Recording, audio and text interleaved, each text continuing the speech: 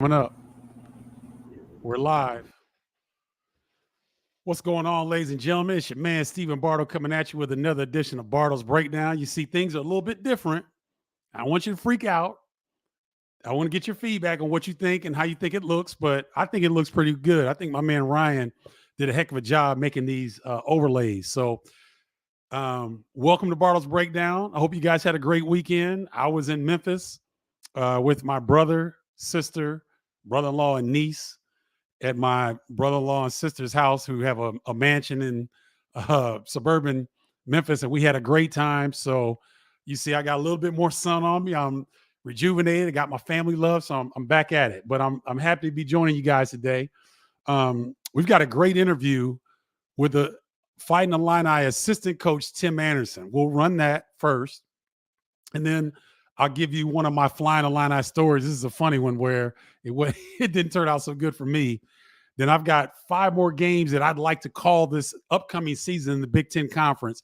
And these could be for various reasons. Maybe it's something about the location. Maybe it's something about the venue. Maybe it's something about the matchup. But there's something in there. So I've got 5 more games that I would like to call, not watch, but I'd like to be at the place calling these games. And then we're going to get to your questions, okay? So let me set up this interview a little bit. For those that don't know, Tim Anderson, assistant coach at University of Illinois, has had a fantastic career. We'll get into that a little bit, but he is really one of the better assistant coaches in the country, and I think that it's only a matter of time before he gets a shot at a head coaching job. So without further ado, Ryan, you want to change to the let's see. Okay, here we go. Without further ado, here we go with the interview. What's going on, y'all? It's your man, Stephen Bardo, coming back at you with a special edition of Bardo's Breakdown. I've got Illinois assistant coach Tim Anderson on with me today. Coach Anderson, thanks so much for taking time today. No, I appreciate you having me, Steve. It's just an honor to be here with you. Well, it's an honor to have you on, man, because me and Tim, for the viewers, Tim and me go back a ways, and I've watched his progression. He's tight in the Chicago basketball circles. He's very well respected around the country, and he's a guy with a bunch of information that often gets overlooked, like most assistant coaches in very good programs around the country. There are great coaches that Tim is one of these guys that's up next, in my opinion. Guy will be able to get a head coaching job here soon, but I want to bring him on today to shed some light on some of the things that are going on with the Illinois program and then with college basketball in general. So, Tim, let's start out, man. Let's start with your background, because you've got a tremendous coaching background in terms of 18 years of experience. Can you walk us through that a little bit? I started at Division II, Oklahoma Panhandle State, where I graduated from. I was assistant coach there. And then I left there. I came home because my granny died, and to be closer with the family. Mm-hmm. And I was at Malcolm X College as an assistant coach there for a season. And then I went on to Crane High School in 2008 to 2011, where I was where I was a head coach there. And then I was fortunate enough to have an opportunity to be a Division I coach because of relationships and a guy named Ryan Marks that recruited me when I was in high school. And then I played against him in college. He was at St. Edwards, and he ended up getting a job at Texas Pan American. And me and him always kept a really, really, tight stayed in communication. And he gave me an opportunity, and I left, and I went with him for a couple of years, and that's how I got into the Division I. And then I was out for a little bit. Kind of had a sour taste in my mouth about college basketball, because you find out, at that level, that's almost, you people don't understand, Steve. Like, I literally was working on a recruiting budget where we didn't have one, and people laughed at me, Steve, when we were on the road, and I used to have to get La Quintas and Red Roof Inns, and I had to make sure my hotel was under $40, and then my eating on the road, my budget was $11, so you couldn't eat too much but Steak and Shake and McDonald's and stuff like that. So me, I come from places that are really, really humbling, and people don't understand that. And see now, so when I first got to DePaul, And Lato gave me the card, and he was like, well, TA, you can do this, you can do this. I'm like, well, coach, what's my budget? And we were sitting in the meeting, and they was laughing at me, Steve. And I'm like, he was like, no, TA, just don't do too much. I'm like, no, coach, what's my budget? I don't want to go over. He was like, just don't do too much. You can get a hotel for a couple hundred,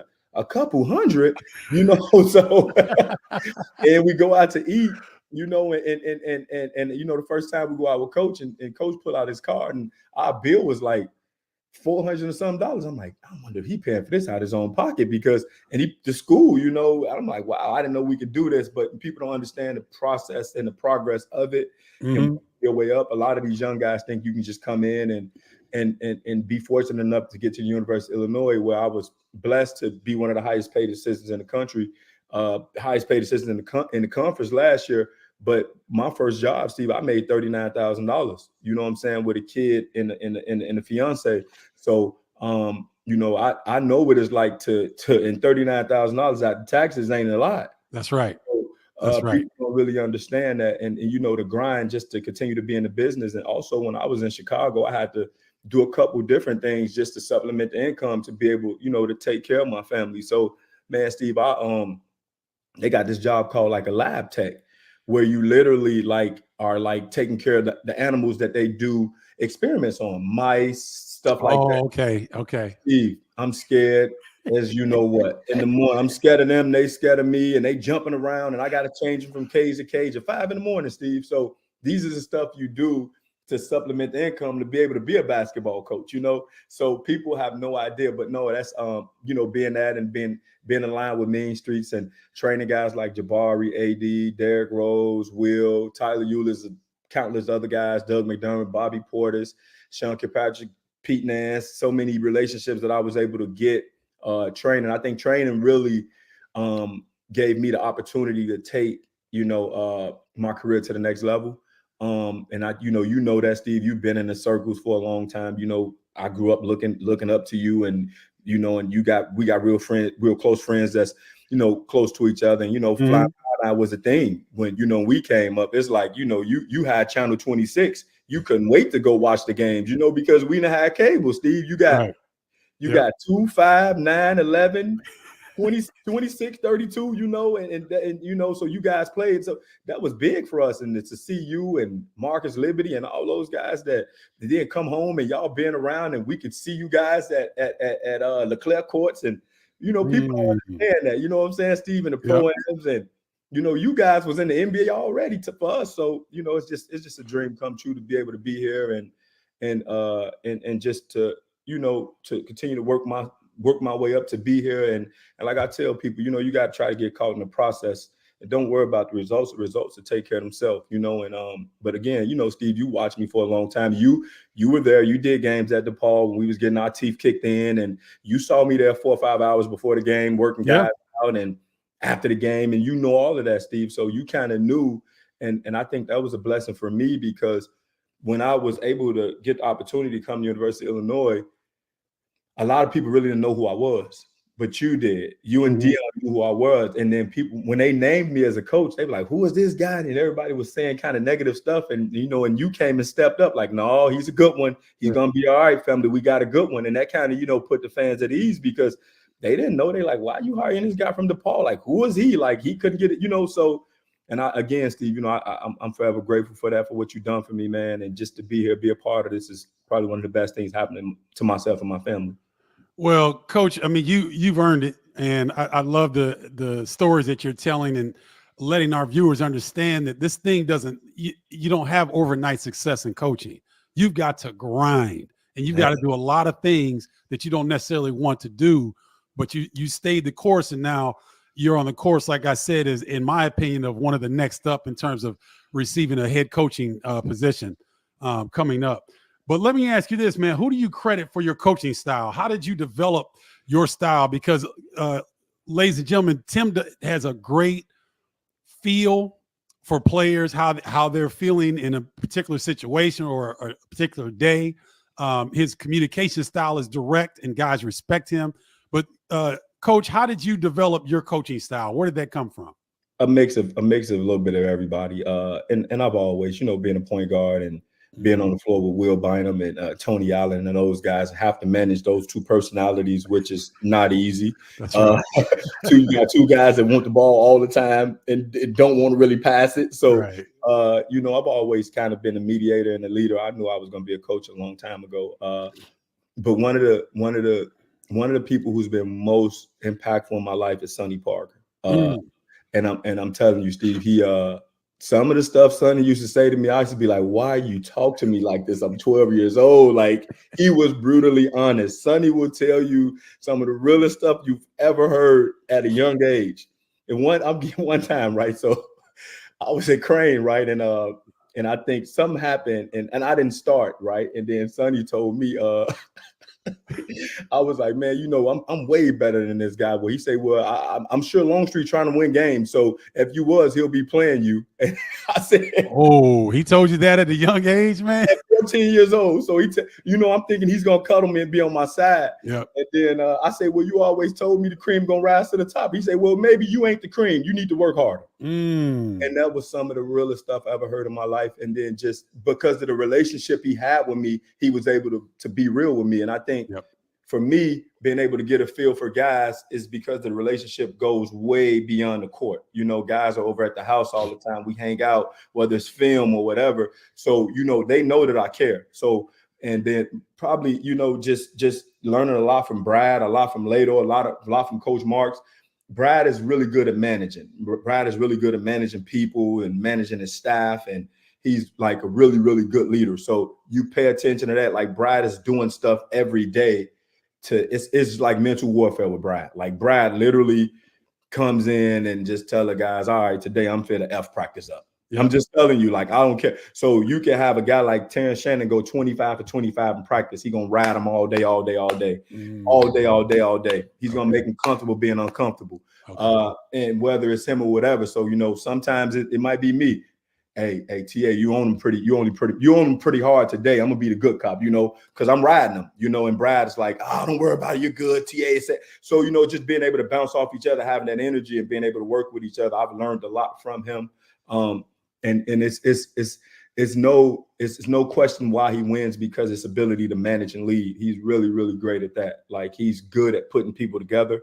And you know, our job, Steve, is to keep the quarterback clean. He's the quarterback. You know? So, you know, we can't let him get sacked or nothing like that, because one thing about it, Brad will let you know. He might not let you know then, Steve, that something ain't go right. It'd be 3-4 months from now. He's going to say, yeah, he'll bring it in your face. It could be literally at halftime of the game versus Indiana. We down 6 points. Something happened 5 months ago. He'll bring up. Like, come on, Brad, you got to stop this, man. So, but no, man, Steve, again, man, I've just been around a lot of people and him and Sonny and Lato and Coach Marks, and just being able to, you know, to find my own identity within that and to be myself. But I think having a great feel for the game come from me playing the game and me being a point guard and kind of knowing and seeing. And then for me too, Steve, like, I'm on the court with these guys a lot. Like, I'm on the court, so I know what they're comfortable doing. I know TJ's comfortable going 2 dribbles to the left and jumping in there and pulling up. I know if he put it in too many, if it's a ball screen and two come with him, we might be in trouble. So certain things I know that, you know, from being on the floor with him and training them, you know, because a lot of our training is live bullets, Steve, what I call it. Like, so we're really getting live reps in. So even with Marcus, like, I had to tell Coach, me and Tyler tell Coach, like, because Coach, he's a perfectionist, and he'll say it all the time. We all, pursuing perfection in the unperfected game. So, and he knows that he still goes crazy on the littlest mistakes. But you have a guy like Marcus, like Coach, he's going to do one of the craziest things you ever seen in the game, one time per game. He's going to get picked at half court. They're going to take the ball from him, and he's going to do a stupid turnover. You got to get that to him. So now, you know, when you talk to Brad and Brad begins to see that, okay, he'll look at me and say, okay, that's it. That's the last one. But you know, Mark is like, as good as he is, if he get in a certain situation, it's going to trigger a certain thing. Yep. So what we do, Steve, is I just give him a lot of reps, because, you know, this is what you're doing and what you're going to see, and et cetera. But again, man, you know, just, you know, Brad and Coach Lato and Coach Marks and Sonny Parker, you know, those guys have been huge in my development, my life, and my growth. And ladies and gentlemen, we're on today with Illinois assistant coach Tim Anderson. I appreciate Coach Anderson taking his time to drop by Bardo's Breakdown. You know, I want to transition a little bit, man, because this past season, I gotta admit, bro, you saw me following y'all during the tournament, and it was a great source of pride for me to see how you all played, how you all peaked at the right time, and how you all represented the university in such fine fashion. Can you share how was it for you personally on this Elite Eight run this past season? Uh, Probably one of the most rewarding seasons that I've ever been a part of. One of the most stressful seasons I've ever been a part of. Winning is hard. It's the hardest thing you ever do. And I think we were able to get it right. What we do, Steve, when we go into, building the team, we just don't look for the guys who average the most points. First of all, we try to bring guys in that's been coached, that's came from winning cultures, whether it's somebody who averaged 8 points or 13 points. He's been coached hard. He wants to win. He has the ability to impact winning, and he can fit with what we're trying to do as far as our locker room and our culture and et cetera. So I think we hit a home run this year. Last year with the guys we were able to bring in, Justin, Marcus, Quincy. I mean, those guys was huge, and then, Yes, they were. And having guys like Luke and Coleman, and people feel some type of way about Luke, but I love Luke to death, and I want people I do too. That. And I want people to know that I'm on the Loud Now Nation, and I understand he's went to the other side, but that's my baby, that's our dog, and we had a lot of success, and we shared a lot of winning together. And he sat on my couch more than my son. So, and I'm always gonna love Luke for the rest of my life. And I understand, he's on the other side. And, I was the first person when he kind of posted that. I went right up under his post, like, you're op now. And I felt that, but he's still my guy. I love him to death, Steve, because we did some special things here. Luke was a part of 2 Big Ten championships, part of a lot of winning. He was a part of a lot here. So he was a part of one of our guys that was a keepers of our culture. So if I see Luke today, whatever I can do for Luke, I'm going to do that. And I want our Illini Nation to still feel that way, because he graduated from here. Luke has a degree from us. And again, he's on the other side, but that's our baby though. We did a lot together. There you go. So Coach, let me ask you this. You brought up culture, and that's such a strong thing within your program. Some of the people in Bardo's breakdown, some of my tribe members were asking, how do you differentiate in this era when you have to make decisions so quickly? And it's a little bit more like speed dating, especially in the transfer portal. How do you decipher the type of player that's going to fit into your without giving up your trade secrets, obviously? But what are some of the things that you look for in terms of an everyday guy coming into the Illinois program? So if you kind of pay attention to, our recruiting, especially since we've been here, it was all relationship based. Even bringing a guy like Matt Marion, he was with Priority Sports. That's my agency. I've known Matt for a while. Terrence Shannon, I practically raised him. Marcus, we recruited once. We knew Marcus really, really good. Tyler knew him. Jeff knew him. I had a relationship with him. Brad knew him. Quincy, we recruited 3 times. Justin, I knew from a kid being in Chicago. And you have, when we identify these guys, we have such a good staff with Biddle and Zach and Quay, and then these guys start to do as much intel as possible. So if we're recruiting you, Steve, all right, Biddle, you got the AAU coach. Zach, you got the high school coach. Brad is really good with the parents. Brad, you got mom and dad. You know what I'm saying? And that. So now we're doing as much intel as possible, and we're getting to know as much as we can in a small amount of time. So it's not just me recruiting a guy. You know what I'm saying? It might be me, the lead guy, but Jeff played a significant role, like a huge role, because he did all the work. You know what I'm saying? Like the leg work. And it was my relationship. And Brad closed with the parents, and Tyler did this and did that. So collectively, I think we do a really, really good job of zooming in. We don't recruit a lot of people, Steve. Like, I see that. And I don't, and I'm going to say this, and it's probably going to sound cocky, but we don't really miss when we really want you. So if we really want you, we're not going to miss. We're going to put everybody on you. You know what I'm saying? So you got the whole office recruiting. You got, and especially O back now. O is relentless. So you got, and same thing with Fraze. Fraze was a dog too. So, you got guys that's going to be on you. You know what I'm saying? So we're closing that gap every day. If it ain't me talking to you, it's Jeff, it's Chester, and it's Coach, talking to mom, talking to dad. We talking to your girlfriend.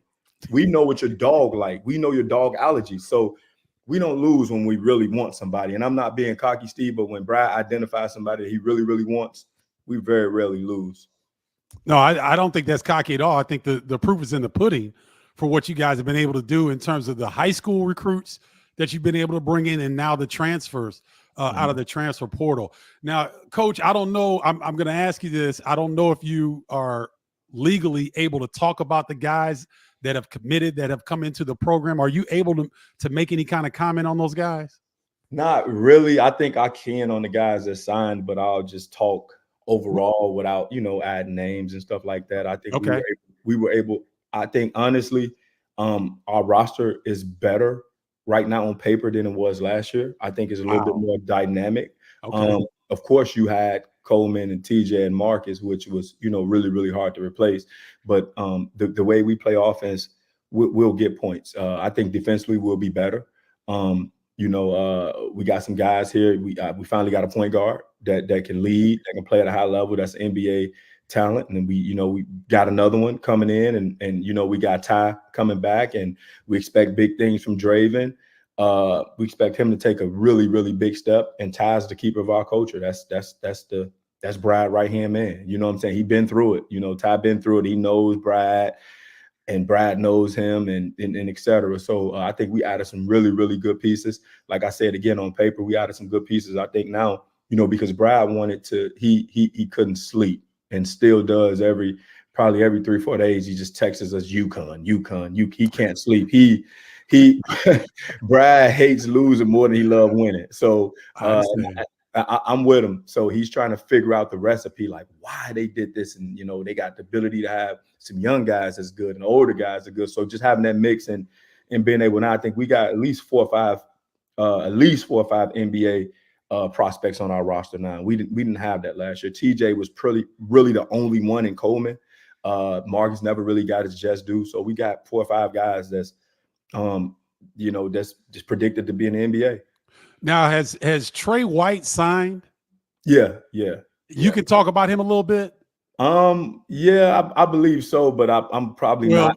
Don't do it. Don't do it. No, we want to keep it clean. To me, I'm just going to tell you something. I've said this on my show a couple weeks ago. I think Trey White is an underrated dog. I think he might be the first one to come through the door. He might be one of those type of guys. People slept on him at USC as a freshman. He had a really good freshman campaign out at USC. He put up good numbers at Louisville. Obviously, Louisville wasn't very good, but he was pretty consistent. So I think he's underrated, but I really like him. Mm-hmm. I don't know if you can comment on that or not. Yeah, but he's dynamic. But the crazy thing about that whole thing is that the relationship from there came with one of our former players that was here and went to Louisville and told him to come here. So you can figure that out. Absolutely. He said that was the worst thing. The worst mistake he ever made in his life was transferring from University of Illinois. He'll tell you to this day, his dad will tell you. So anytime he get a chance to help us, he literally just told him, hey, this is what you need to do. And it was that simple. So are you serious? Yes. How often have you heard this happening in college basketball, Coach? Nah, not a lot. People are bitter. People feel some type of way when you leave. And, for me, it was never that, because I had a relationship with the kid when he was in 7th grade and a long time. And I always helped him through the process and always stayed solid with him. And, and it's to this day, him and his dad just always say that was one of the biggest mistakes they ever made. They should have stuck it out because they didn't understand what Brad was trying to do, but they know now, they knew. So.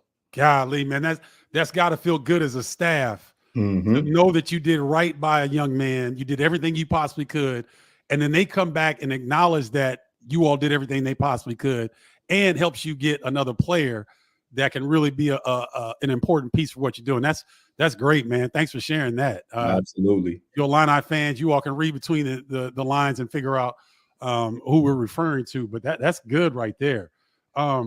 Tim, let me not call you Tim. Coach Anderson. No, that's all good.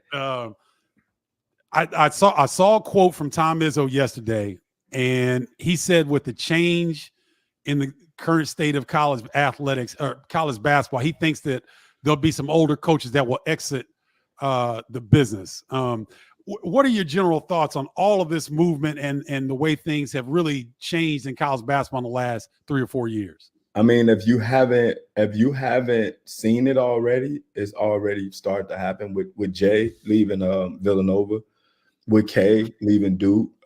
Those guys, they really wasn't advocates for what's going on because it's different. Those guys have been doing it a certain way, had success doing it, and now you're telling them they got to pay kids, or you gotta be in a bidding war with someone and all that. Those guys, they're old school, and then they see the game totally different, and I can see it. Especially guys like Izzo, because he work a certain way. They under the original regime, so they don't really see a lot of that stuff. And again, you have I think the NIL piece is so huge, man, and without getting in depth in NIL, I think that's the reason why a lot of our young guys get in trouble right away, because Steve, how it goes. If you go from not having anything to having a lot right away, and there's no buffer, no middle. So now, is it from where we come from, our culture, you want to show it, you want to enjoy it. You know what I'm saying? You want to buy nice cars, you want to put jewelry on, you want to hang out.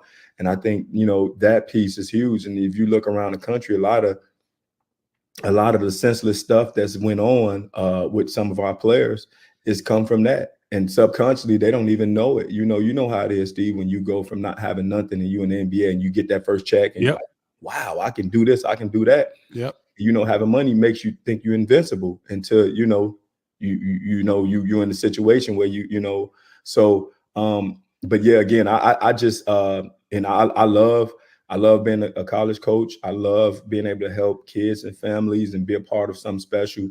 But the way the game going is it's crazy, and I can see a lot of those guys, opt in and say, "Hey, I'm done. I don't want to deal with it no more," because you're dealing with it's the business part now, Steve. Like when I was coming out, or when I first started, one of the first questions of when we're recruiting somebody, Steve, is like, "Hey, what are you going to major in?"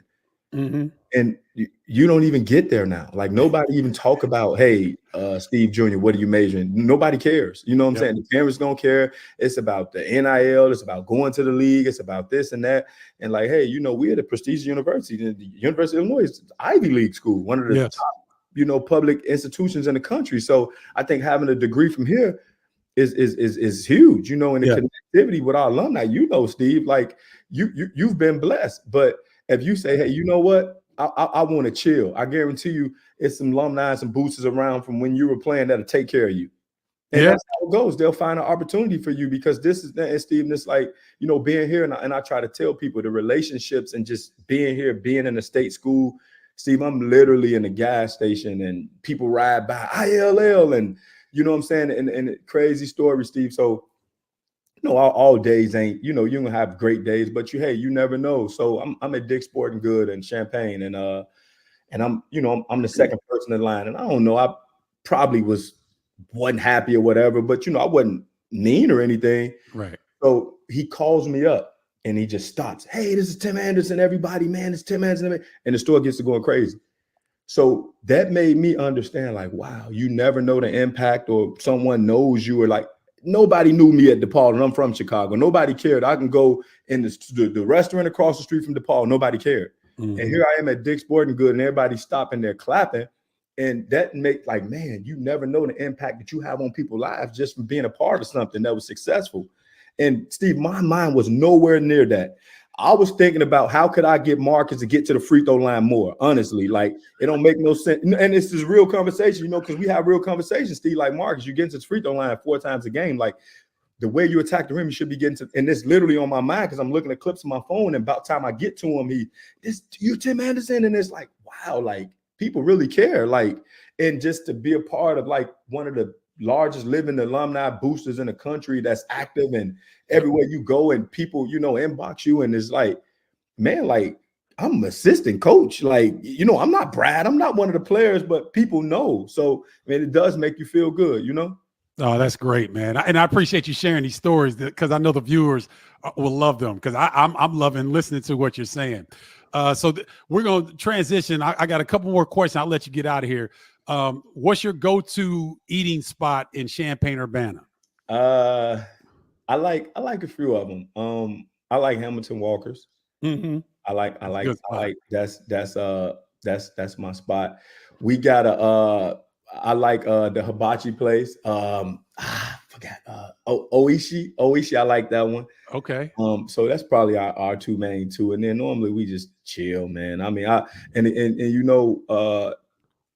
for me and my family, and I don't know if I said this to you before, but like after basketball, we're probably gonna live here. Like I love Chicago, but for my family, my kids, the wife, and everybody, I think just being in this community and just being here, they love it. They very rarely go to Chicago. They don't even go home. So and again, it's close enough to get there if I need to, but it's far enough where everybody can't pull up on you. So I mean, we love it here, man. I love being in Champaign, and again, this is a place I'm probably going to be after I'm done coaching too. So, is there a school that you like to go to more than others, based on what the places that you stay in, or places that you eat, or just the overall campus? Is there another university that when you guys play that you like to go to because you got a go-to spot, or you got some friends there, or something like that? I normally when I don't even really leave a room. Either probably going to team meal, film, or something like that. I don't really leave a room on the road at all. Just kind of be locked in. So never really cared about that stuff. I don't. We want to beat them all, and Sure. and the crazy thing about all of that is, like, when you think back on it, Steve, and like we were rolling, and it's like every game was a must-win game. Like you'll look up and we'll just have beat Iowa, and now we got Nebraska, and we got to win this game. That's everything. And you beat Nebraska, and you got Michigan. We got to win this game. It's like, damn, like you got to win every game. Like and it's like, the pressure and the stress, but the preparation that goes into that, and then just having guys. I think, like, again, Steve, we struck gold with this group, man. This was a great group. It didn't look as good on paper, but you had guys coming back like Dane and Terrence and Luke and Coleman and those guys. They were able to be keepers of the culture, and then you added some really, really good pieces. So man, we struck gold, man, and just getting the right people that fit and just bought in. And then Terrence just led us every day. Like him, and silently, like Terrence tried to win every drill and compete. Him and Marcus competed every day, almost fought every day. And he made Marcus fight. He made Marcus be tough. And that's one thing about TJ. Like off the court, he's soft-spoken, great dude. On the court, he want to win everything, every drill, every. So I think Marcus will credit some of the ability for him too, because TJ told Marcus, you got to be great. You got to be really good for us to win. Like I'm gonna pay attention every day. We're gonna putting the ball in your hand. You got to create. So, and that gave Marcus the confidence, and they was battling every day and working those two guys out and the interaction. And again, I think we struck gold, and just having Brad being able to manage that and manage personality. So again, we were fortunate. Well, ladies and gentlemen, that's Fighting Illini assistant coach Tim Anderson. Coach, thanks so much for joining us today on Bardo's Breakdown. I really appreciate it, my man. Appreciate you having me, big bro. All right. So that's why you got to tune in, ladies and gentlemen. You never know who we're going to have on Bardo's Breakdown. We got the best minds and coaches in Big Ten basketball right here on Bardo's Breakdown. Until next time, holla, y'all. All right. All right. So what'd you guys think? I thought Tim was outstanding with some of the stories, and I want to thank him. Thank you, Tim, Coach Anderson, for coming on with us today. He actually said, ladies and gentlemen, that he's willing to come back on because he can talk. He got further clearance that he can talk about the guys who have officially signed. So we'll bring Tim back maybe a little bit later in the summer to kind of preview the Illini roster and give you guys some intel about some of the newer players that will be donning the Fighting Illini jerseys this year. So once again, big ups to Coach Assistant Coach Tim Anderson of University of Illinois. I really appreciate you joining us on Bardo's Breakdown. I hope you guys got as much out of that as I did. Make sure to like, share, and subscribe to this channel, Bardo Media on YouTube. Trying to build this up. If you guys know of other people who are seeking Big Ten basketball information on YouTube, please share this information with them and subscribe to the channel and hit the notification bell so you're alerted to when I go live or when there's some new content dropped. Okay. So let's keep it moving. Man, he had me fired up. Some of those stories, man. Tim had me ready to go play. Oh, by the way, let me move this for a second. Y'all like these shirts? It's kind of cool, right? See, I made these. So these will be available shortly. I got like three other ones. Another one's a transfer portal one, and another one is one of the sayings that I say on the air all the time. I see you, young fella. So I got a few of them. So I'll show those to you guys. All right, let's get to the next segment of the show. Flying Illini story time. So I try to find funny stories, and also try to find stories where I've done well or stories where I sucked. Well, this is one of those stories where I absolutely sucked because I got abused trying to guard Chris Morris. I'm going to take you back to December 12th, 1987. It was the Illini Classic. We'd have a 4-team tournament, and Illinois and Auburn got to the finals. And so we're playing, and guys, Chris Morris lit me up for 31 and 15. Now, the game went to overtime, and we won 107-103. That was the only good thing from my perspective. I was 0-7 from the field, 0 points. I think I played 25 minutes. But everybody else on the roster, Glenn Blackwell had an outstanding game. I think he had 24 points. Kenny Battle had 29 and 15. Jeff, what was that Jeff's name? Jones. Jeff Jones, I think he had 32 and 12. It was a wild shootout, but I couldn't do nothing with Chris Morris. And I was the defensive player of the year the following season in the Big Ten. I had no answer for the 6'7" Chris Morris. It went on, I think, to play 13 years in the NBA, but he caught an out. So I'm on the weak side defending him, and I lose track of him for a split second. All of a sudden, the ball's going up to the rim. I'm running. I'm like, oh, I got this. These two hands reach over the top. Yow, like, and one, just like nasty tip dunk. I hit him. He dunked it, fell on the ground, hit the free throw. I mean, he hit threes in my face. He posted me up. He took me off the bounce. I mean, I got worn out that game, ladies and gentlemen. But we end up winning 107-103, which is the most important thing. And as I referenced, Kendall had a good game. Kendall had 15. Kenny had 29. Blackwell had 24. And we had one more player in double figures. It might have been Lowell. I think Lowell got double. No. It was Jens Kuyaba. Jens Kuyaba had 12 points in that game. So, yeah. So that's my Flying Illini story there with me getting worn out by Chris Morris. And I'll see Chris in Las Vegas when we go to the National Basketball Retired Players Association convention. And I see him every year. Anybody that'll listen, I'll tell them, like, man, dude, I guarded some bad boys in college with none tougher than Chris Morris. I'm telling you. Go back and look at film of him. The guy would jump. He would go about 36 inches vertical on each jump. I mean, he's way up. He was already 6'7", had a higher release point. I couldn't do nothing with him. And so it was one of those days where, I had to lick my wounds. And the best thing was that we won the game. But I didn't have much to do with it because I got worn out. All right. Let me know what you guys think about these Flying Illini stories. If I need to not embellish, if I need to give you more context, if I need to give you more color, because, I'm a color analyst. I can do that. Give me some feedback and let me know. But I think, I like sharing these stories because I think it's something that can bring memories back to people and then also educate some of the younger Big Ten fans about some of those glory years between 86 and 1990 that I was a part of. All right. Let's transition to the Big Ten games I want to call. I'm going to do this, throughout the offseason just to whet you guys' appetites of some of these matchups. We got 18 teams, guys. 18 teams that play 20 games each. I haven't done the numbers. You guys do the math. That's a lot of games. It's some intriguing matchups.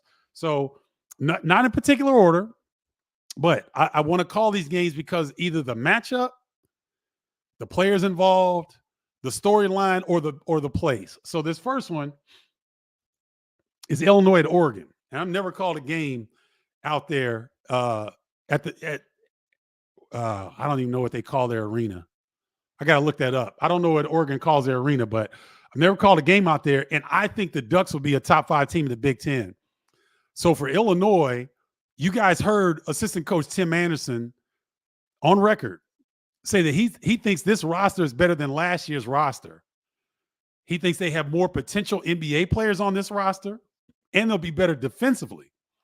So generally, defense will travel. So I think this is going to be a fantastic matchup to watch, and just to see how the blue blood Big Ten teams fare against these new addition Big Ten squads from Pac-12 territory. So that's one I would love to call. Another one I'd love to call, Michigan at Indiana. So, we could throw Ohio State in with Michigan and Indiana as having as much transfer portal success as any program in the Big Ten, right? I'd say Indiana, Michigan, and Ohio State are probably top 3.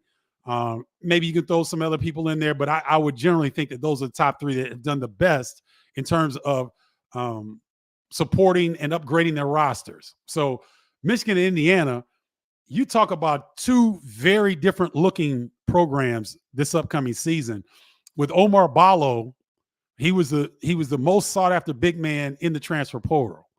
And I believe Vlad Golden was probably second or maybe third, maybe behind Cliff Amore.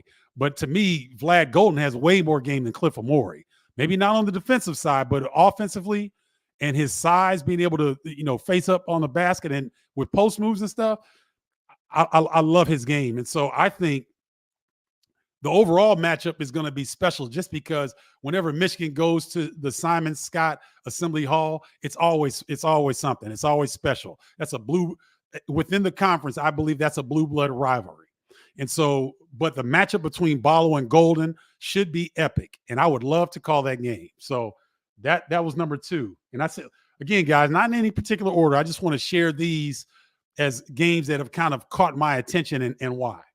All right. Next up, Nebraska at Wisconsin. Connor Essegian will come back to the Kohl Center wearing Husker red. That's going to be crazy, guys. Because in my experience, Wisconsin fans are very classy.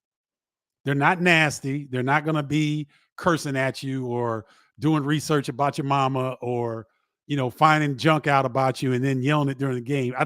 They don't generally get down like that. But this is a new day and age in college basketball.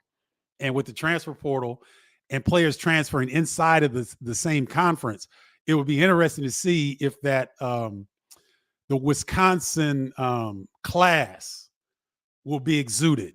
I'm sure they'll be talking about it, before the game. Connor Essegian's return, will they get at him? Will they give him love?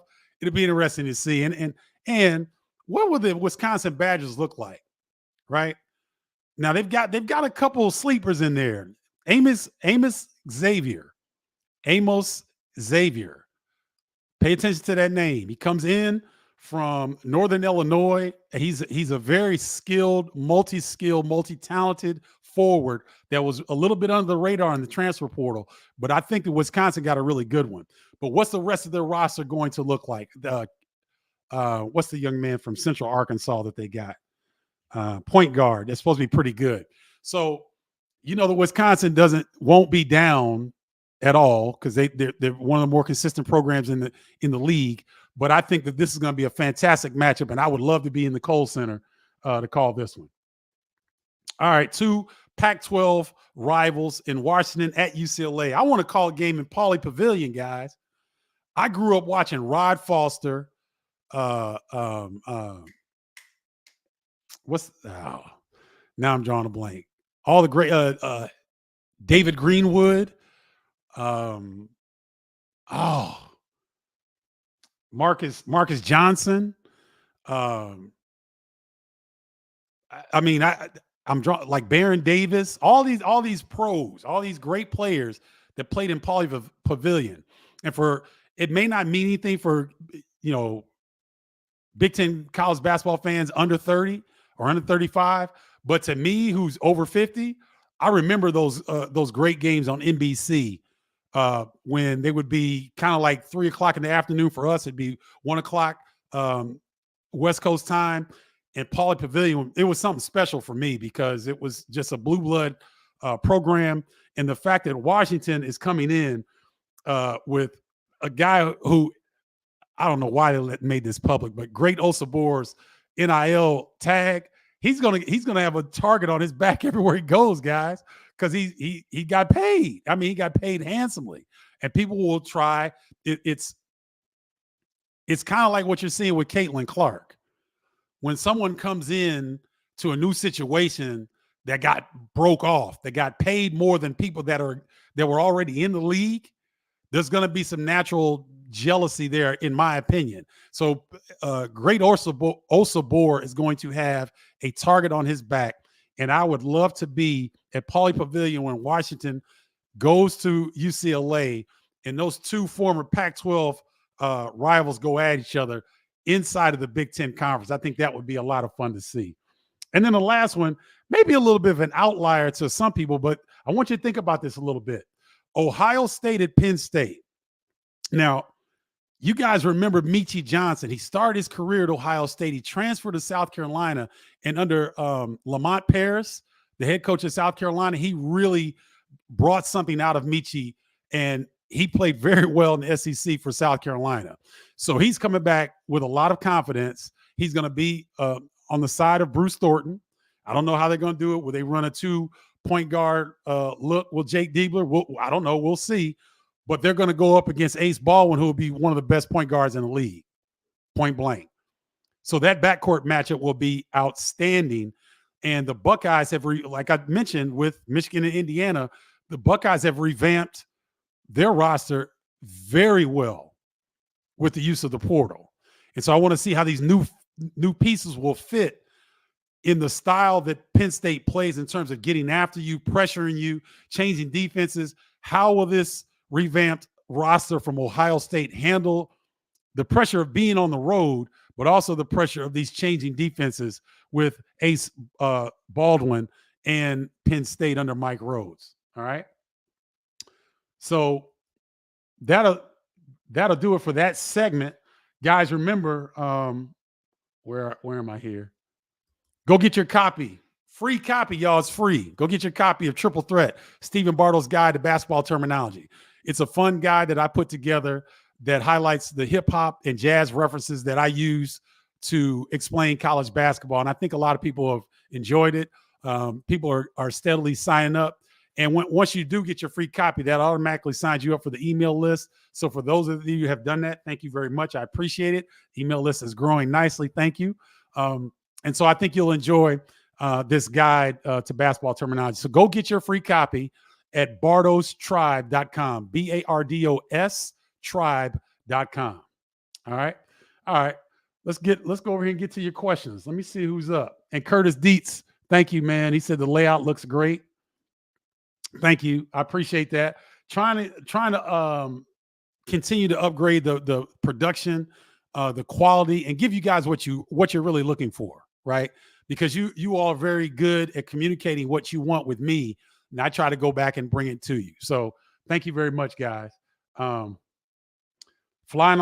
Illini Fly, which is one of the best information sources on Big Ten basketball. This guy's all over it. He looks up everything. He's watching everything. Will Riley is right now taking a visit to Illinois. I saw a Twitter post. He took a shot of the Illinois practice facility. Real interest here, according to Piper. 2025 5-star who will likely reclass, a talented shot maker there at 6'8", real good player. So you guys, I didn't want to stoke the speculation about what's Illinois going to do with these remaining scholarships. You heard assistant coach Tim Anderson. Brad doesn't sleep, guys. I mean, he's always looking at ways to improve this roster. So I'm not surprised that they're bringing this young man in on a visit, and he may likely reclassify. So Fly Illini Fly, thank you very much for that. And yes, we all love Tim Anderson. Great coach and a better person. Oh, thanks, Kenny. I appreciate that, man. Yeah, he was great. And I hope you guys enjoy the stories that he shared, because it's rare that we get inside the locker room, and I hope to bring you guys some of that. The head coaches, they do as good a job as they possibly can, but the assistants can give you a different vantage point. and they can share some things about the head coach that he won't necessarily share.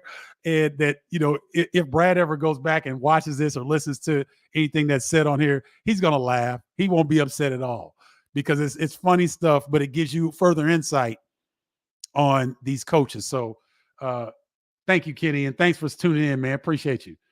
Larry Smith, what's up, boo? Good to see you, bro. Hope you're doing well.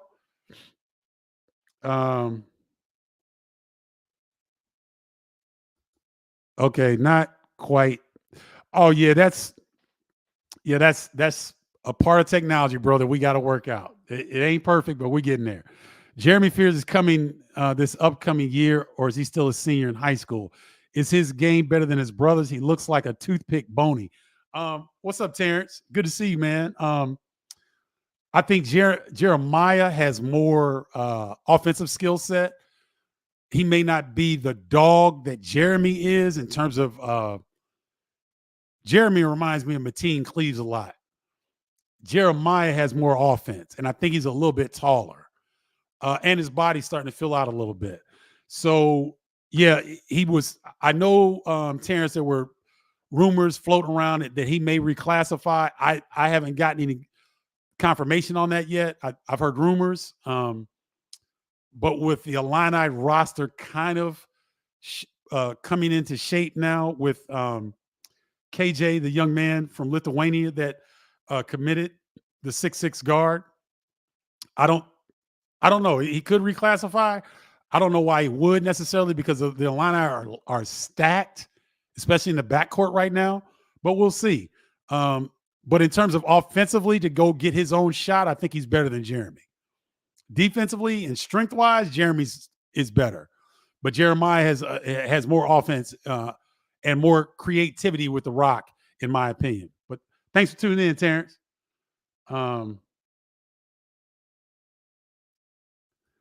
Yes, flying out, line I fly. That was Sky Clark that Tim Anderson was referencing.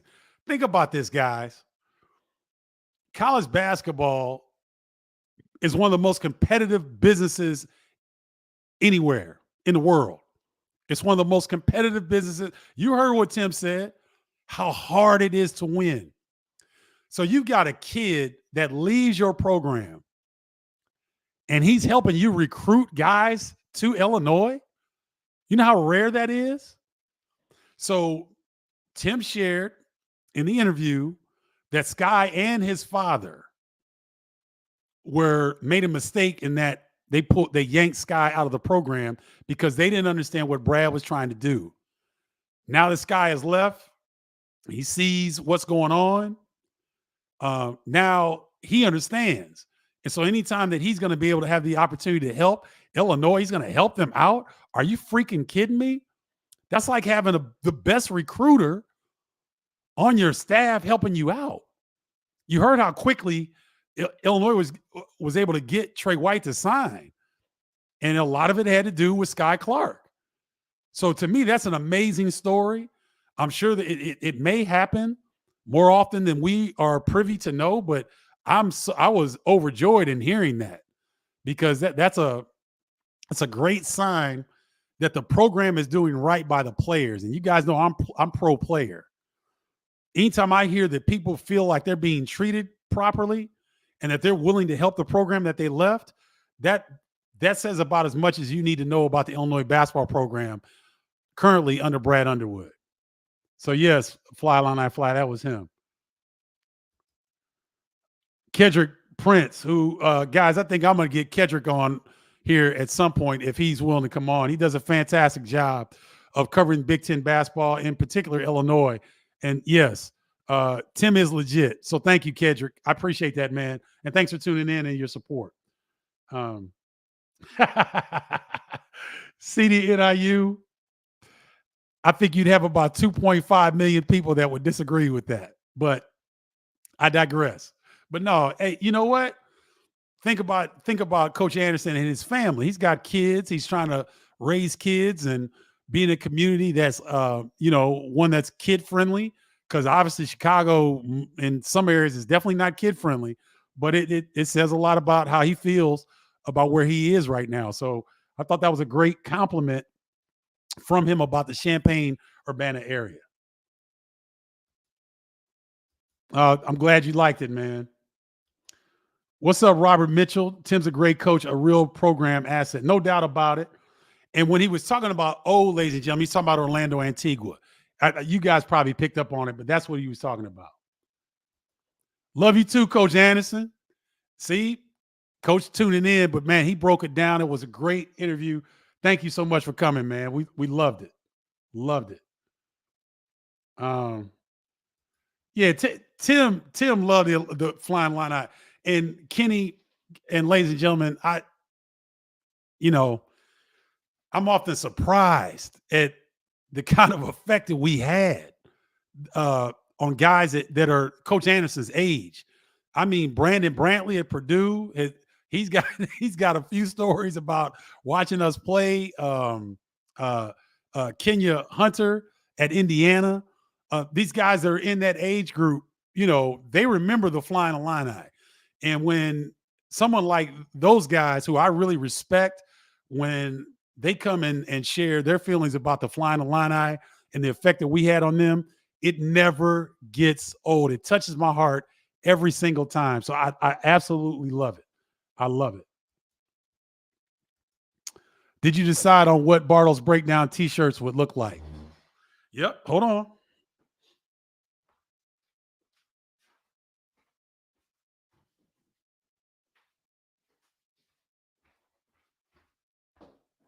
Man, you making me be Curtis Dees is making me improv here. So I'm just gonna keep the Bardo's Breakdown shirts with the emblem like this. That's what these look like. But these, y'all have heard me say this a million times. I see you, young fella. That's one. Here's another one. That design is sweet, isn't it? And for you tribe members, if you want to know how I did it, I'll let you know how I did it because it's not that difficult at all. But that college basketball transfer portal, because who needs loyalty, right? And then you've got this one that I like as well. Transfer portal life, more transfers than the subway. So these are the 4 t-shirts that I've created. And Curtis, I'm going to keep the Bardo's Breakdown, just the emblem, the show logo, and then we've got these other 3. So these will be available here soon. But if you tribe members want one before I make them available on a site, just let me know, and I got you covered. All right.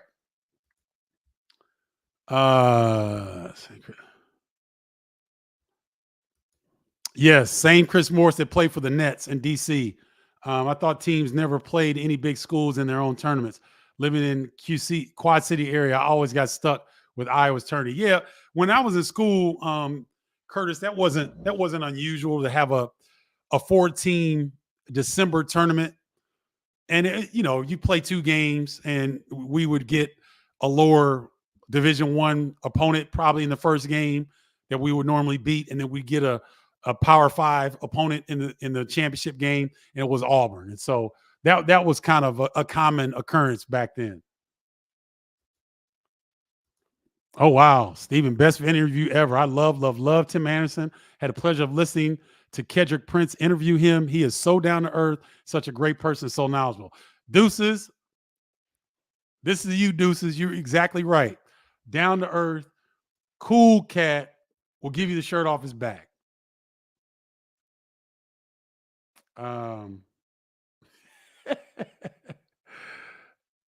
Oh, Curtis, yeah, it's our annual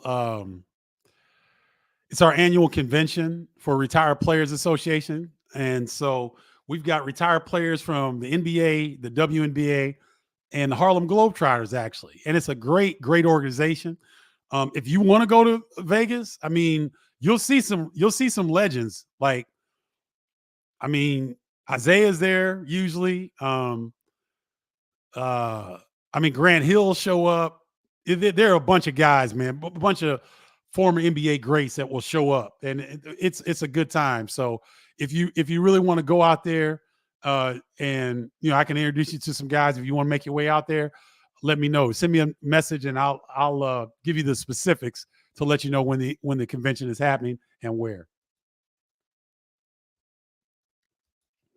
The dates are set in stone. The locations are to be determined. Let me pull up my calendar. The dates. Oh shoot! Did I not put this in my calendar? July 18th, Thursday, will be the one in Champaign, Illinois. We're going to do that right around happy hour, probably like 5 p.m. And then July 19th, 5 or 6 p.m., happy hour in Chicago. So we're doing 2 this year. Going to do one in Champaign, July 18th, location to be determined. And then July 19th in downtown Chicago to be determined for location as well. But they'll be right around happy hour. It'll be meetup and mixers. So those are the dates. And I will give you guys the locations here in about another week. So thanks for that.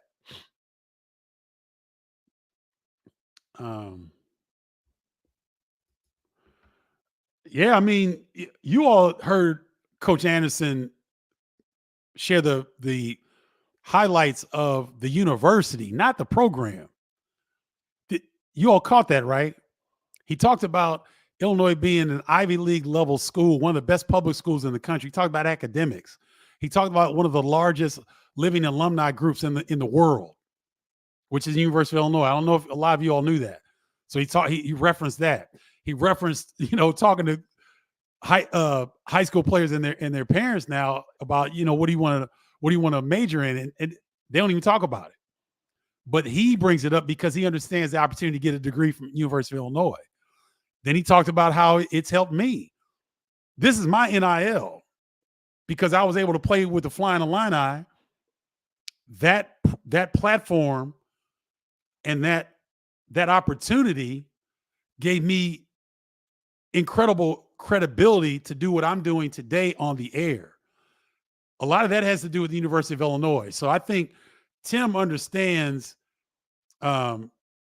everything that the University of Illinois can bring to a player that decides to put on the Fighting Illini jersey.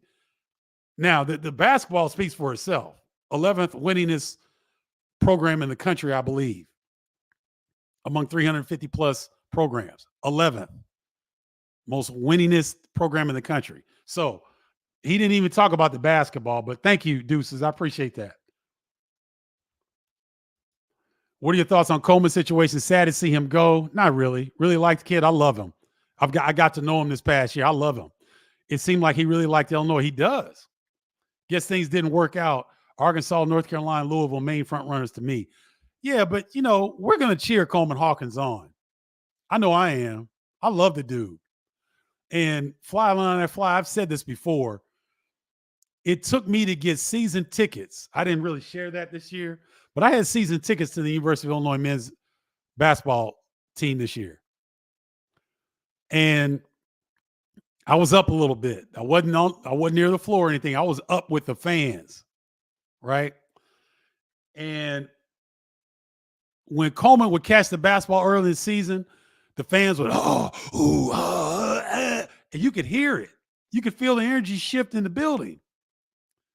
So this kid was able to overcome all that, able to overcome negativity, because I was negative about him at times. But when I sat up there in those seats and I heard the Illinois fans getting at Coleman like that, I felt sorry for the young man. And I couldn't believe that he wanted to stay at Illinois after the treatment that he was receiving from the fan base.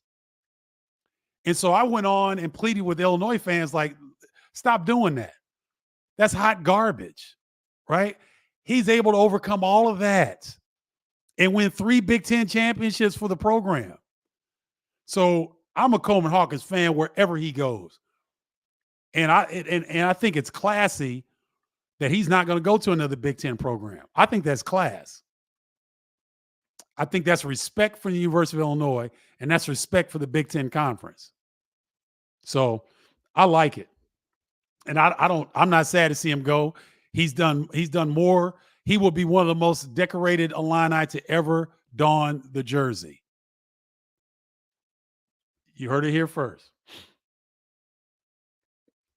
Oh yeah. My nephew, Jonathan Blackwell, he had a break. He had a breakout second half of his freshman year. So I think you're spot on, Curtis. He would be one of the guys who I would pick as a breakout season, or maybe even one of the. He might be. I don't know if they put him first team. He might be second or third team All Big Ten preseason. He had that big of a second half of a freshman season that I think that can carry over to the summer because he's going to work hard. He ain't afraid to work. He's just like his dad. Glenn would work his tail off, and I know that Jonathan does as well because his body was ready when he came in as a freshman. Oh, Dory, yeah, but I wasn't quite old enough to see Kareem play at college. I don't think. I mean, I was born, but I was maybe 2, 3, because I think he won the championship with the Milwaukee Bucks in '73, if I'm not mistaken. So he was a little bit before my time. I knew he played there, but I was talking about the guys that I watched on NBC growing up, watching Pac-12 basketball. That's what I was referring to. Bill Walton, God rest his soul, rest in power, Bill. He played there as well. It's just a ton of greats. But I was talking about the guys that I can remember, Dory, that I remember watching play in Pauley Pavilion. But thank you for that clarification. What Big Ten team has the largest variation in possible outcomes next year? Whoa, Philip, great question. Ooh, my mouse. I need to charge my mouse real quick. All right, hold on. What Big Ten team has the largest variation in possible outcomes next season, in your opinion? Great question, Philip. My gosh, I'm going to have to use that as a topic for the show. But off the top of my dome, I think it's going to be one of the new school. I think it's going to be one of the new teams because that travel, guys, we don't really understand what that travel is going to look like. And I know the Big Ten Conference is going to do the best job that they possibly can. But can you guys remember a time when you flew from the Midwest to the West Coast, or you flew from the East Coast to the West Coast?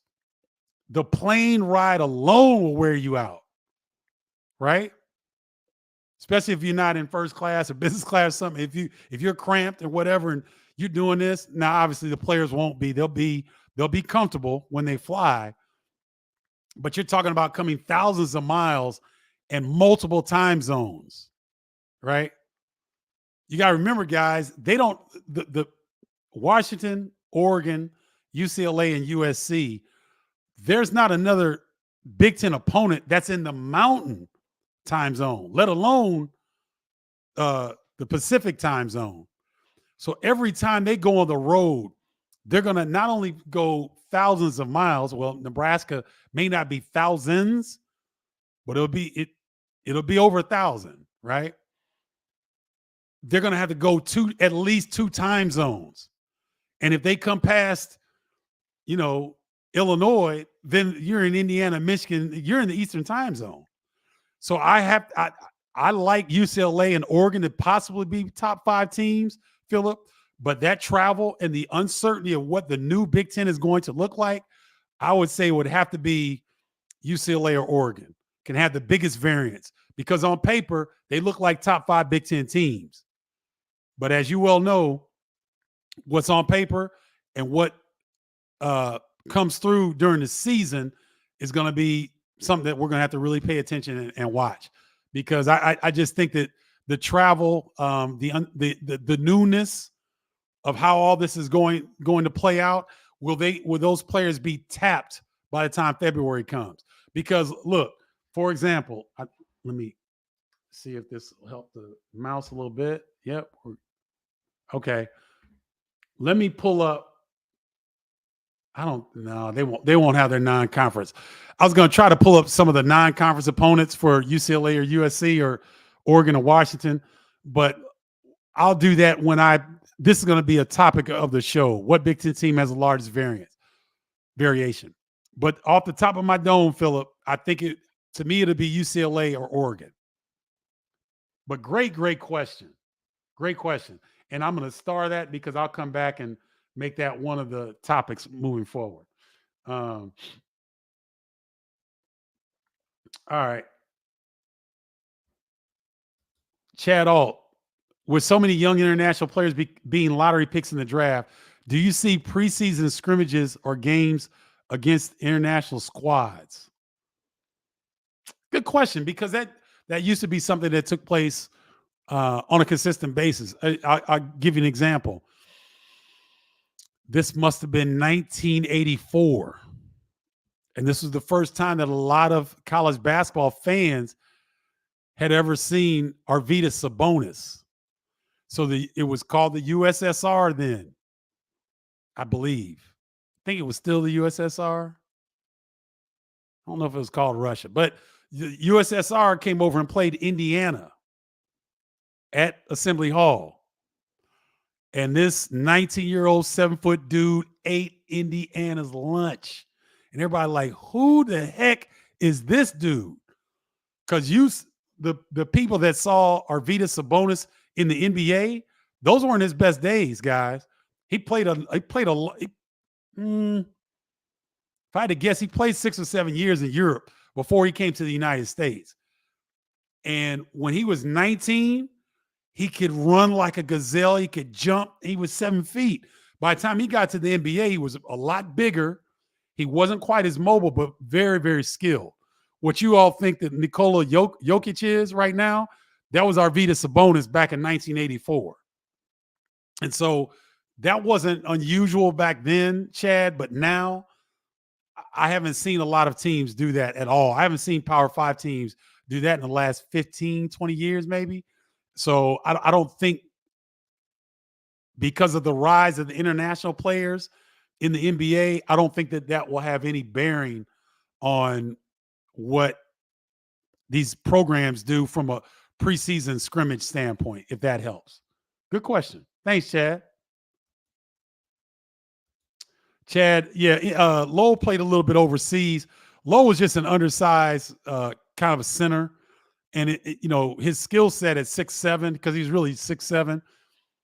At the NBA level, if you're 6'7", you're just not extraordinarily gifted in some way, whether Paul Millsap rebounding, Dennis Rodman rebounding, Kenneth Faried.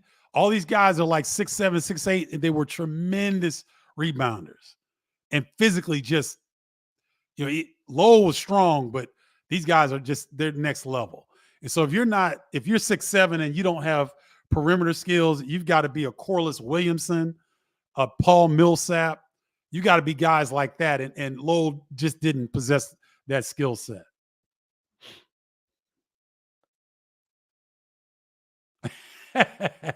Yeah, I'll get him copywritten. Curtis, that's a good idea. Thank you for that.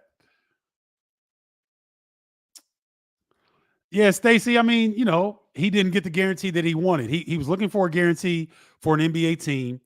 He obviously is not going to get it. So now he's going to get a bag. He's going to get a guaranteed bag, whoever he goes with here in the transfer portal. So I think it's just a strict business decision on his part. He's probably banking. I don't know how much he made at Illinois, but he made good money at Illinois. So hopefully he's taking good care of that. I know he comes from a great family. They're not in desperate need of resources. So hopefully Coleman is able to, get his bags, take care of the money, and then continue his basketball career after this next season, wherever he plays, and make his way into the NBA. But I think it's a good business decision, because he didn't get the feedback that he was looking for. And now you come back, you get another year to be in another program. How will they utilize his skill set? Maybe they'll allow him to handle a little bit more. Who knows? I don't know. I thought he had free reign here at Illinois, and he was able to showcase his tremendous versatility. And so maybe he can grow on that at another location. But I'm happy for Coleman. Kirk Ridberg. I don't think I've seen you on here, Kirk, before. If this your first time on Bardo's Breakdown, welcome. Thank you for joining. Which Big Ten team came out ahead with the portal? I've got 3. I say Michigan, Indiana, and Ohio State. And if I were to really put them in order, I mean, Michigan, man, Dusty May has done his thing in the transfer portal. But I'd give Indiana a slight edge. Then I'd say Michigan 2, then I'd say Ohio 3.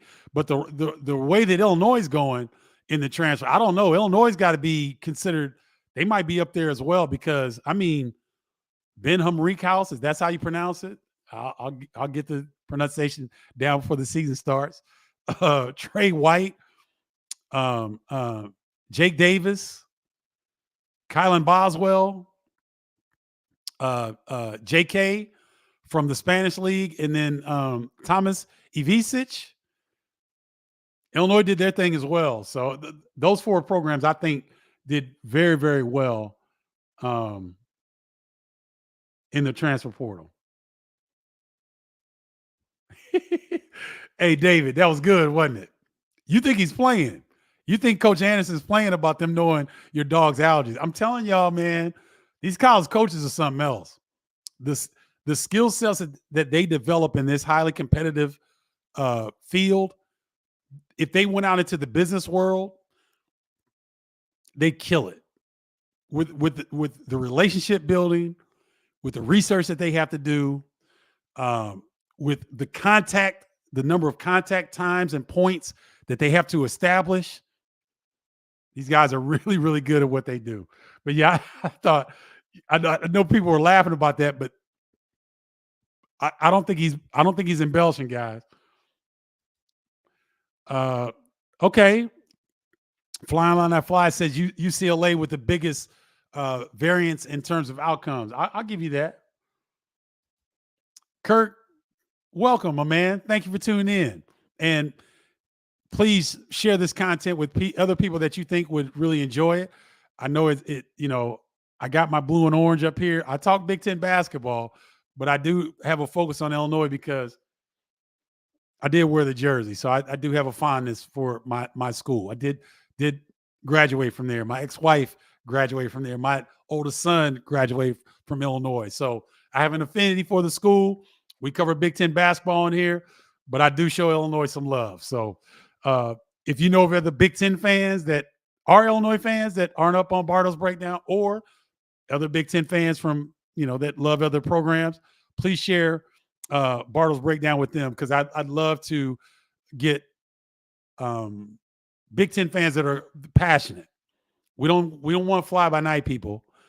Everybody that comes on Bardo's Breakdown in this community is very knowledgeable and very passionate. That's all I ask. I just want you to be passionate and knowledgeable about your program. And I love them all, right? Because inside, when you cut me, I bleed orange and blue. But my favorite color right now is green. I like money. That's my favorite color. So I love all the Big Ten programs, all right?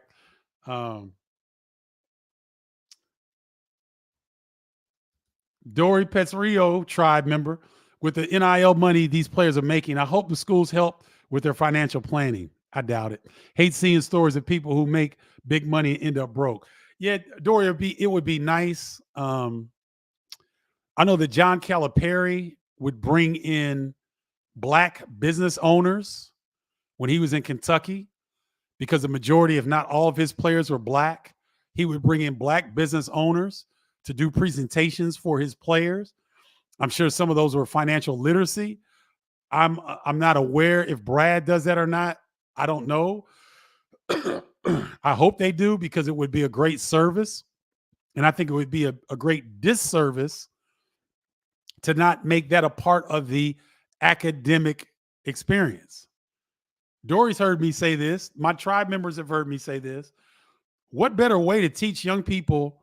What better education is it to help people to get paid off of their blood, sweat, and tears and their value, and then to be able to multiply that NIL money that they receive, that can set them up for life? Maybe not be gazillionaires, but think about it. If you leave college with $250,000, $300,000, and you start your adult life with that, or some of these guys may be be fortunate enough to go on and play professionally, either at the NBA or overseas or whatever, G League, whatever. But if you've got that kind of money to start your adult life off, and you don't like sit on your behind and not go into another field, if you go into your work field and you've got this nest egg, that type of money can grow very quickly without having to do a lot of risk taking, right? You can get 5 to 10% on that type of money each and every year, and they wouldn't even, you got to obviously pay attention to your investments, but they wouldn't have to do a whole lot of day trading or anything risky like that. When you've got $250,000 to $300,000 and you make 10% on that each year, which is very doable with index funds and things of that nature, you can really set yourself up for life. So, Dory, I hope that's taking place, and maybe we should lobby for that. Maybe the NCAA should be talking about that in terms of if they want to really be advocates for student athletes, as they call them, put a financial piece in there that would assist them with these monies that they're receiving. Because Coach Anderson talked about it. He was in code a little bit, but he said, Stephen, these guys that have never had anything, and then all of a sudden they get this windfall money. They find themselves in some issues. So there's already been issues, Dory, where that's concerned. So that's a great point. Let's see if they do something about that. Thank you, Dory. Dallas, Texas finest. That Flying Illini team was loaded with 6 or 7 future pros. In your opinion, why did everyone not work out in the NBA team coach? Well, Kendall played 15 years in the NBA. Nick played 14 years in the NBA. Marcus was in the NBA for about 3 or 4 years. I had my coffee breaks with Dallas, Detroit, and San Antonio. Who am I missing? Kendall, Nick, Marcus, myself. Kenny Battle had first round pick of Phoenix, and I believe he was with Denver or Detroit, something like that. He got 3 years and then played overseas. The NBA is hard, Chad. It's just hard. It's really, really hard. Think about it. I'm looking back on the Fab Five. Chris Webber had an outstanding NBA career. So did Juwan Howard. So did Jalen Rose. But Jimmy King and Ray Jackson, they didn't have great careers. Don't mean they weren't great players. It's just hard. Look at D. Brown. D. Brown was All-American. I think he was a 2-time All-American. And he played with the Jazz, and I think he played with the Spurs. So D got 2 or 3 years in NBA. It's hard. Luther Head was up there, and Darren Williams was up there. Roger Powell. Why didn't he play in the NBA? Why didn't James Augustine stick in the NBA? Because it's hard. That's why. So, yeah, we were loaded.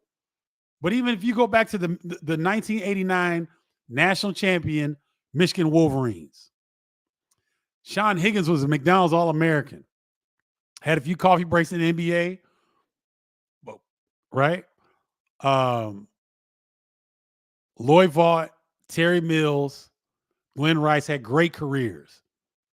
Mark Hughes had a couple years in there. Mike Griffith, I don't think, made the NBA.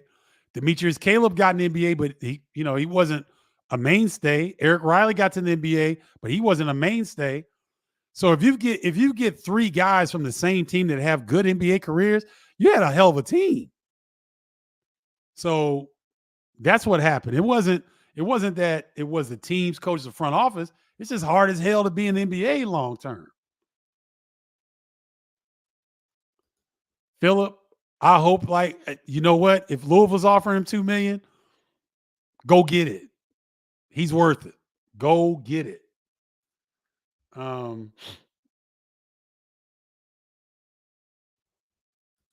Chad, there was some the NCAA stuff that was going on around Bruce Pearl in Iowa with their accusations with Deion Thomas. Kind of tainted Jimmy Collins and his ability to take over the Illinois program. We all wanted to see it happen, but it wasn't meant to be based on what took place before he was going to have an opportunity to become a head coach. It was an unfortunate situation. But you know, it was the fact that the program